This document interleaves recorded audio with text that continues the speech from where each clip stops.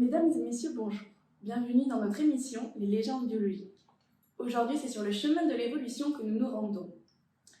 La théorie de l'évolution des espèces de Darwin, qui fonde notre histoire évolutive, a été complétée en 1976 par Richard Dawkins et sa théorie du gène égoïste. Dans son ouvrage Le gène égoïste, il décrit l'évolution en plaçant le gène comme le moteur évolutif. Nous sommes aujourd'hui en compagnie de Madame Olivareski, zoologue, et Madame Perrin-Roman, anthropobiologue, pour introduire le sujet du jour. Restituons le contexte dans lequel Dawkins élabore sa théorie. Nous voici là, assis à cette table, mais qu'est-ce qui nous définit vraiment? Nos pensées, notre corps et pourquoi pas nos gènes. La meilleure façon de se rendre compte d'un mécanisme évolutif consiste à se concentrer sur les stratégies de multiplication des gènes. C'est l'idée principale de cet ouvrage sur laquelle nous allons argumenter aujourd'hui. La théorie du gène égoïste de Dawkins ne remet pas en question la théorie de l'évolution des espèces de Darwin, mais vient au contraire l'expliquer d'une autre manière en adoptant un point de vue différent que celui de l'individu, le point de vue du gène sur la nature et l'évolution. Dawkins, dans ses travaux, s'est particulièrement intéressé sur l'origine de la vie et sur pourquoi nous existons et dans quel but. Il s'intéresse ainsi à ce que la science appelle la soupe primitive. Cela correspondrait à un ensemble de molécules présentes sur Terre en très grande quantité et qui aurait conduit à la formation de molécules complexes à la base de la vie sur Terre. En s'intéressant à cette soupe, il rencontre les réplicateurs qui seraient apparus par accident et qui correspondent à des molécules capables de produire des copies d'elles-mêmes. Mais à force de créer des réplicateurs, la Terre, par manque d'espace, devient incapable de tous les supporter. Raison pour laquelle un phénomène de compétition se serait amorcé. La sélection naturelle de Darwin explique d'ailleurs cette compétition, puisque c'est l'idée de la survie du plus fort, c'est-à-dire des formes plus stables, et le rejet des formes plus faibles, donc qui seraient instables. Cette sélection naturelle se serait donc appliquée aux réplicateurs, entraînant 3 règles permettant leur stabilité et leur perpétuité. La règle de la longévité, de la fécondité et de la fidélité. Les gènes deviennent ainsi même l'unité de l'évolution, et ce n'est non plus l'individu. Dawkins développe ainsi des idées d'altruisme et d'égoïste. Mais attention, ces termes ne sont pas à prendre de manière comportementale ou émotionnelle. L'auteur n'entend pas par là, et il le précise dans son ouvrage, qu'ils sont munis d'une volonté ou d'une intention propre, mais que leurs effets peuvent être décrits comme s'ils l'étaient.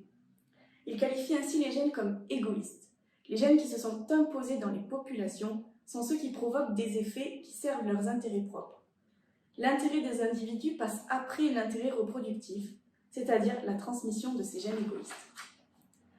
Dans son livre, Dawkins base sa théorie sur le fait que nous sommes, je cite, des machines à survie, des robots programmés à l'aveugle pour préserver les molécules égoïstes connues sous le nom de gènes. C'est une idée très étonnante. Pouvez-vous nous éclairer sur ce qu'il appelle une machine à survie? Oui, tout à fait. Dans cette théorie, les réplicateurs sont des unités génétiques qui ont évolué pour devenir des gènes. Dawkins a découvert que les réplicateurs de nature égoïste étaient en compétition. Ils auraient donc, pour survivre, ils auraient développé des enveloppes. Tout d'abord, ces enveloppes auraient été sous forme de cellules, puis se seraient complexifiées au sein d'organismes complets, comme par exemple l'homme, les végétaux, les animaux, ou encore les bactéries et les virus. Finalement, l'organisme sert d'enveloppe. Nous sommes des machines à la survie des gènes. Oui, je pourrais même compléter ce que vous dites en expliquant que les gènes vont contrôler cette machinerie cellulaire, notamment par le biais de la synthèse de protéines qui auront 2 objectifs principaux, la reproduction et la survie des espèces. Donc par exemple, on sait que ces gènes ont un effet sur les développements embryonnaires des organismes, c'est-à-dire qu'ils vont les doter de caractères spécifiques qui leur permettront de survivre ou non dans le milieu dans lequel ils vont naître. Par exemple, on a le cas de bons gènes. Ces bons gènes vont, par exemple, ça peut être le cas des dents tranchantes chez les carnivores qui vont favoriser leur nutrition et la chasse. Mais on peut aussi avoir des mauvais gènes qui, cette fois-ci, vont avoir un impact plutôt négatif sur la reproduction des organismes. On sait aussi que les gènes vont généralement doter les organismes de phénotypes handicapants. Donc ces phénotypes handicapants, c'est par exemple la queue chez le paon ou les bois des cerfs. Et ces phénotypes ont la particularité de rendre ces organismes vulnérables dans leur environnement naturel puisqu'ils sont particulièrement visibles. D'ailleurs, la sélection naturelle va favoriser les femelles et le goût des femelles pour ces phénotypes handicapants puisqu'ils traduisent que ces organismes sont capables de survivre dans des conditions compliquées dans leur milieu. Donc l'auteur qui qualifie les gènes d'égoïstes, dans la mesure où l'intérêt des individus passe après l'intérêt reproductif, c'est-à-dire la transmission de ces gènes égoïstes. Pouvez-vous nous expliquer un peu mieux cette idée ? Oui, alors si je peux me permettre, on sait que dans le monde animal, beaucoup d'espèces pratiquent l'altruisme.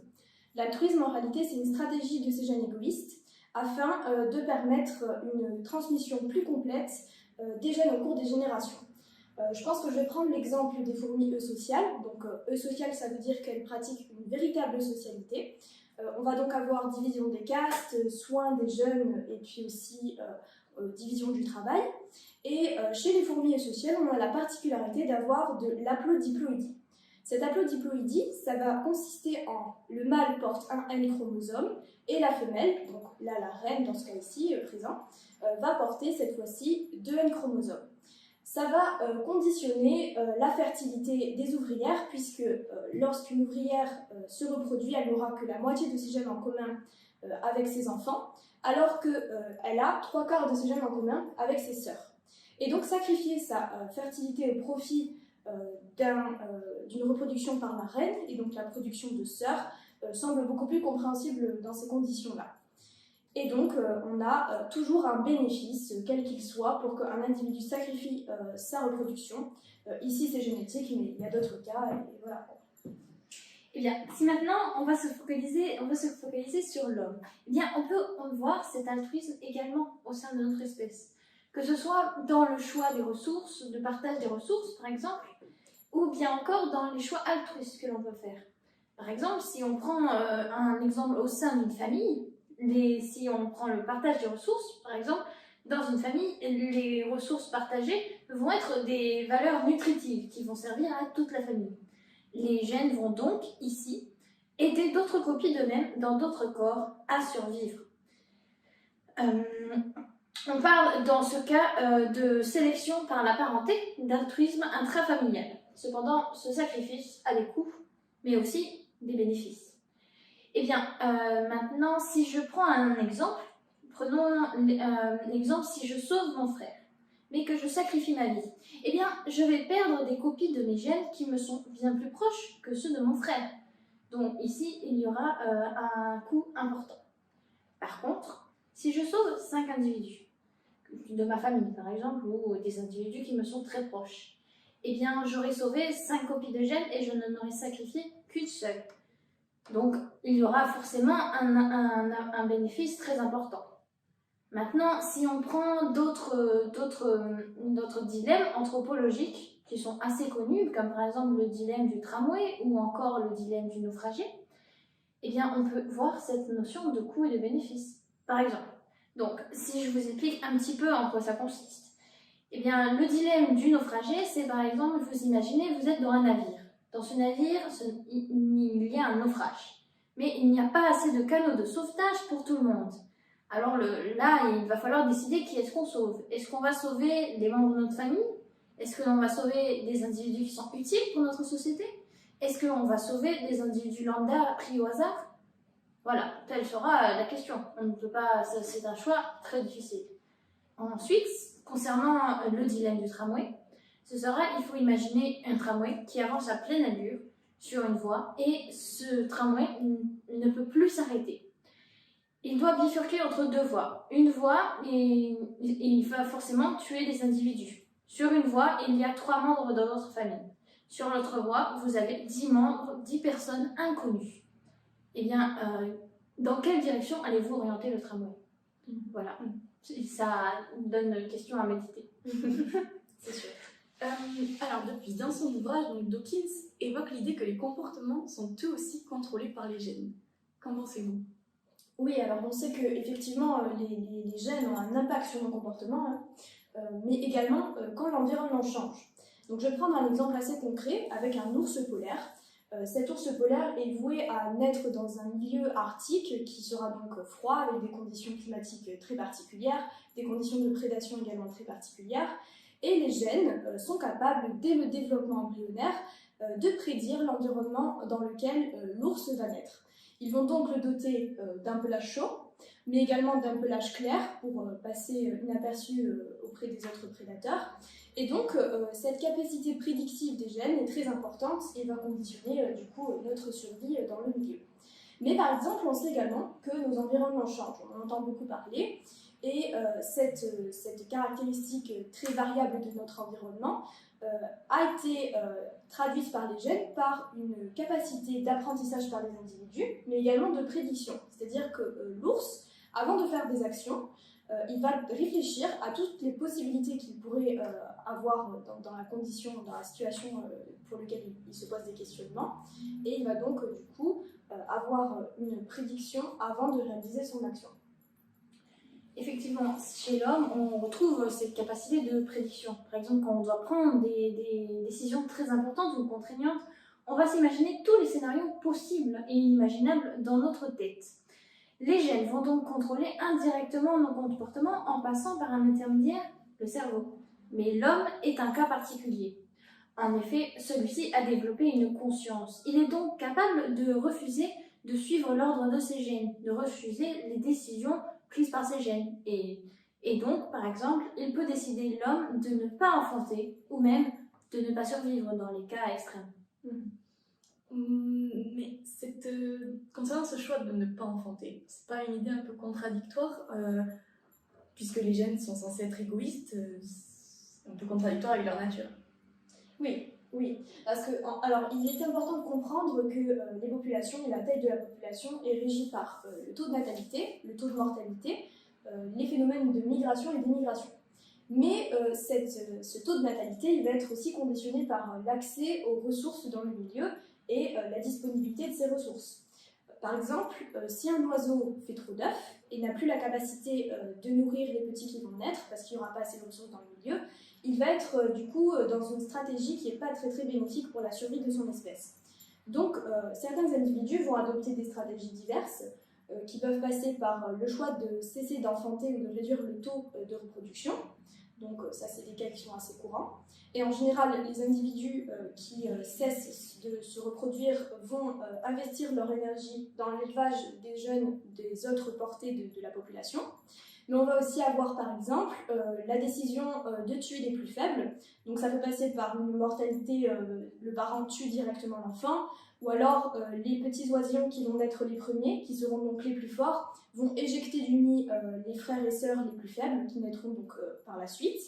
Ça peut également passer par une autre stratégie qui est un peu moins observée mais qui existe aussi, qui consiste à laisser les plus forts, les oisillons les premiers nés, à se débrouiller pour se nourrir, etc., afin de consacrer les ressources aux plus jeunes. Oui, tout à fait. Dans la nature, le but des organismes est d'optimiser le nombre de survivants. Les organismes de nature égoïste vont faire en sorte de maximiser les copies de leurs gènes. Mais chez l'homme, de par la nature civilisée de notre société, mais aussi par le fait que de nombreuses sociétés vivent dans des démocraties, notamment en Occident, où l'État va prendre en charge le peuple et va énormément aider la survie du peuple. Par exemple, dans ce type de société, si nous avons plus d'enfants que de ressources disponibles pour les élever, eh bien ce sera l'État ou le gouvernement qui va faire en sorte de leur fournir les ressources nécessaires et donc d'entretenir ces enfants. Donc il y a encore ici un certain contrôle de nos gènes, mais il ne faut pas oublier que l'homme est quand même un cas très particulier. Dans cette théorie, il y aurait donc un rôle de l'investissement parental dans la transmission des gènes. Oui, on le voit, hein, souvent l'investissement parental est quand même une part importante dans toutes les sociétés animales, et donc particulièrement chez l'homme aussi. Et même souvent, les parents, au péril de leur vie, essayent d'entretenir leur descendance. Ça se traduit par un principe d'interdépendance entre les jeunes et entre les parents. Parce que s'il n'y a pas d'enfants, la population faiblit, et donc c'est un désavantage pour les parents. Mais en même temps, si la qualité des soins apportés par les parents n'est pas assez concrète et assez qualitative, eh bien, les petits n'auront pas les ressources nécessaires et donc c'est un désavantage pour les individus qui les représentent. Cet investissement parental est aussi très déséquilibré de manière générale dans la nature. On a par exemple la femelle qui, de manière générale, va investir beaucoup plus de ressources dans l'élevage des petits et dans le soin aux jeunes. Un exemple assez basique et concret, c'est que le sperme n'apporte aucune ressource nutritive, alors que l'ovocyte, l'ovule de la maman, est déjà riche en ressources énergétiques pour l'embryon. Et donc les femelles vont devoir trouver un partenaire qui pourra leur permettre d'optimiser la survie des plus jeunes. Oui, comme l'a avancé ma collègue, en effet, les enfants vont être particulièrement vulnérables. En effet, il est intéressant de voir que chez l'homme, les enfants sont vraiment dépendants des parents. Comme vous pouvez le voir, un bébé n'est pas capable de survivre seul pendant les semaines ou même les mois qui suivent sa naissance. Mais ce n'est pas vraiment ce que l'on observe dans la nature. Dans la nature, on peut observer que les enfants, les petits, vont être très rapidement capables de survivre et de trouver les ressources nécessaires à leur survie. Et cela pourrait fortement s'expliquer par certains soins parentaux effectués spécifiquement chez l'homme, d'une intensité quand même importante, comme on le voit dans notre société. Mais maintenant, on pourrait se demander, comment les femelles choisissent-elles les mâles finalement? Eh bien, elles sont devant deux stratégies dans la nature. Il y a d'abord une première stratégie, c'est le bonheur conjugal. Les femelles vont chercher à fidéliser un mâle. C'est-à-dire, elles vont donc chercher un mâle qui va avoir plutôt tendance à s'occuper de leur progéniture. En effet, il faut savoir qu'un mâle, s'il prend du temps à courtiser une femelle, eh bien, il aura moins tendance à l'abandonner ensuite. Ce qui est plutôt intelligent de la part des femelles, finalement. Et surtout, si ce mâle sait que toutes les autres femelles vont agir de la même manière. Et ensuite, il existe une autre stratégie dans la nature, c'est l'indépendance ou la stratégie du mâle dominant. Ici, les femelles ne vont pas se chercher à fidéliser le mâle, ou à trouver un mâle qui s'occupe des jeunes, mais elles vont chercher de bons gènes. Elles vont chercher un mâle qui va leur donner une bonne descendance. Donc, celles-ci vont être sélectives dans le choix des mâles et vont par exemple choisir des mâles dominants avec lesquels elles vont accepter de copuler. Et donc, que ce soit chez les animaux ou chez les humains, c'est en fait toujours aux femelles de faire le choix pour perpétuer l'espèce. En fait. C'est un petit peu ça. Ah oui, c'est vrai, c'est totalement ça, oui. Après, on peut toujours garder l'espoir que ça change dans notre société. Bien. Et bien, maintenant, si on reprend un petit peu, il faut savoir qu'il existe de la compétition entre les frères et les sœurs pour l'investissement parental. Beaucoup d'enfants adoptent des comportements de tricherie qui vont en fait permettre à ces enfants d'avoir un meilleur investissement parental et donc de meilleures ressources. Mais ces gènes de tricherie, il faut savoir que même dans la nature et partout, ils sont dominants. C'est quand même particulier. Les enfants sont donc naturellement égoïstes. Mais au sein de l'espèce humaine, il faut savoir que par l'éducation, on peut enlever cette nature égoïste de nos enfants et même les rendre altruistes. Il est donc intéressant de constater qu'au sein de notre espèce humaine, c'est tout de même la culture qui a une importance majeure, bien plus forte que les gènes. Donc, existerait-il d'autres processus qui permettent la multiplication des gènes autres que la reproduction? Oui, alors, il faudrait un peu préciser, cette reproduction est très importante puisqu'elle va permettre des recombinaisons génétiques.